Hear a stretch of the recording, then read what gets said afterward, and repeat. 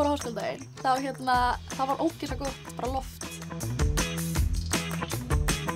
Háskóladagurinn er eiginlega bara algjör snilld. Og þetta var bara ótrúlega stór dagur. Það var bara, gerði mig grein fyrir því, bara vá hvað Háskóli Íslands er stór skóli. Þetta var bara út allt. Það var svo mikið af básum sem voru með alls konar kynningar. Mér finnst bara mjög mikilvægt að verðandi nemendur fái tækifæri til að skoða skólann, byggingarnar og aðstöðuna.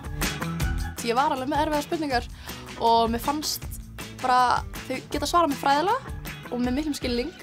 Já, ég meina þetta skýrir línurnar ótrúlega vel. Hverju hefur þú áhuga? Þú getur talað við fólk sem er að læra það sem þú ert kannski að pæla í. Það leit út eins og nemendurnir voru að skemmta sér við að þau hafði áhuga að tala við mann og þau hafði virkilega áhuga á námsefninu. Það var eiginlega á háskóladeginum þar sem ég tók endanlega ákvörðun hvað mig langaði til þess að gera.